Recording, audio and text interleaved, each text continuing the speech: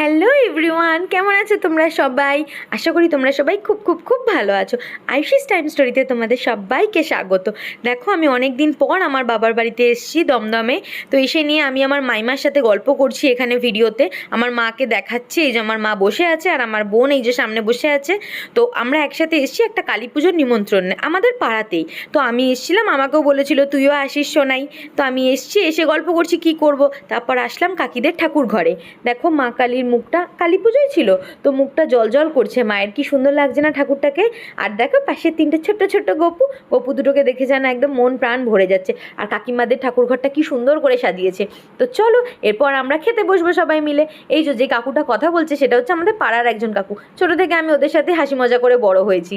তো দেখো আমরা সবাই একসাথে খেতে বসেছি, আমার বোন ওই কাকুর পাশে বসেছে, আমার মা আমার পাশে। তো আমার মামি আবার এখানে আমার ভিডিও ধরে দিচ্ছে।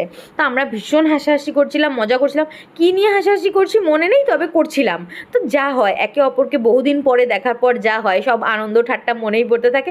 আর একে অপরের সাথে আমরা করেই থাকি এইভাবে।